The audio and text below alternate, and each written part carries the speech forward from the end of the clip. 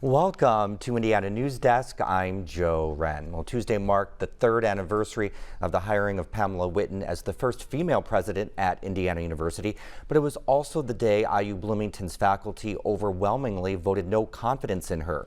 Our higher education reporter Aubrey Wright has been following the story and joins us. Hi, Aubrey. Hey, Joe. Whitten wasn't the only administrator to be given a vote of no confidence. Provost Rahul Srivastava and Vice Provost for Faculty and Academic Affairs Carrie Doherty also received no confidence votes, but by lower totals than Whitten. More than 900 faculty showed up at the IU auditorium Tuesday to pass the 3 no confidence resolutions. Votes for Doherty, Srivastava, and Whitten were held separately in that order. Professor Ben Robinson says as the meeting went on, the consensus became clear. But it's a sign that faculty, in a very broad sense, care about the direction of the university. The meeting was only open to voting faculty, and Robinson was there. Faculty have had many problems with the administration, including lack of shared governance, poor communication, and censorship. But Robinson says they came together for a singular purpose. Some speakers did defend Doherty, Srivastava, and Whitten, saying they deserved another chance and that the votes could be a dangerous precedent. It really was a long deliberated, very deep and careful action or expression by faculties. Professor Michael Hamburger says the administration caused a decline in sustainability initiatives, an important part of his work in earth and atmospheric sciences at IU. But that issue is part of the larger picture, where administration created an atmosphere of chaos, instability, and secrecy. Given the impression that IU is not an easy or comfortable place to work, and that impression, I think, is unfortunately expanding beyond the borders of our campus. He says faculty are looking for sincere change and progress behind the scenes. I think this whole thing places us in a very complicated and very fragile state. Faculty can't remove leaders from office, but their no confidence vote is supposed to advise the people who can. For Whitten, that's the Board of Trustees. The IU administration declined to interview. But Whitten said in an email to faculty that she encourages faculty to share their opinions and pledges to listen. The Board of Trustees also quickly posted a statement supporting Whitten and complimenting her leadership. Like other faculty, Professor Linda Carnes says that means the trustees won't be making leadership changes anytime soon. Their attitude is, we don't matter. The trustees believe Whitten is crucial to IU's mission, but Carnes says faculty and graduate students are the ones crucial to success.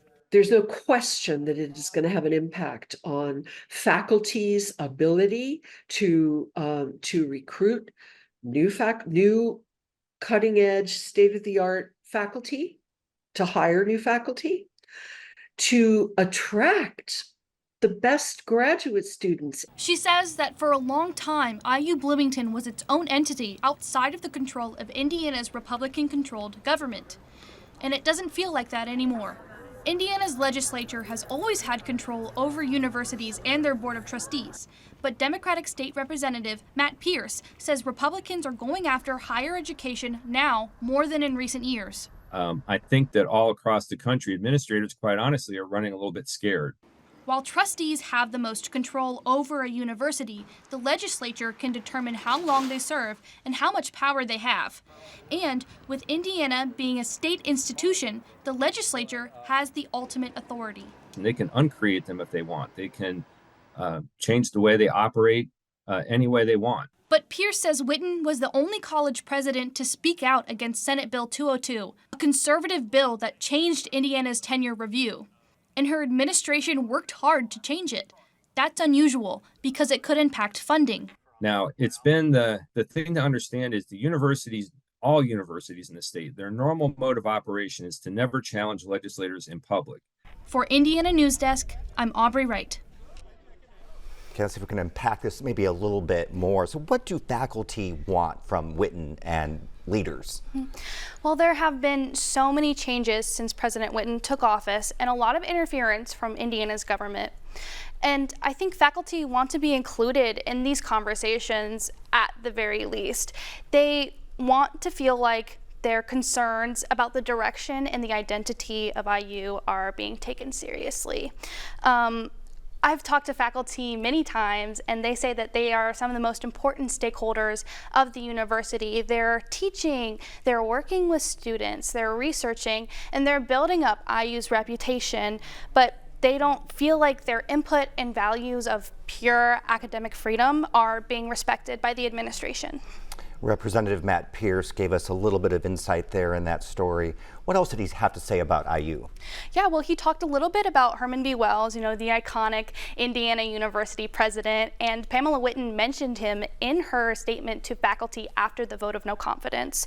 But Pierce says that Wells was an advocate for IU. He'd push back against the government's attempts to interfere with what goes on campus, attacking anti-war protesters, attacking the Kinsey Institute, and we still have those issues today.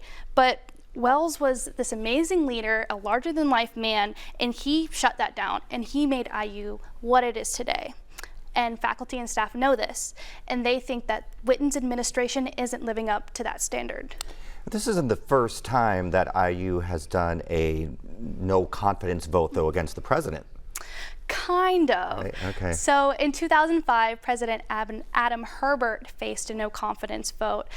Faculty had issues with his leadership and the search for a provost. They went without a provost for years, which is a really big deal.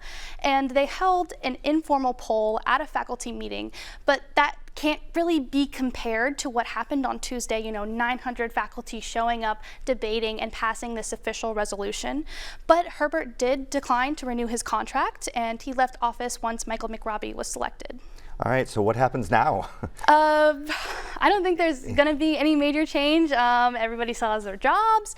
Pamela Whitten is still the president of Indiana University, but Whitten and Shrivastov have made statements saying that they have bold visions for the future of Indiana University, and faculty collaboration is a really important part of that.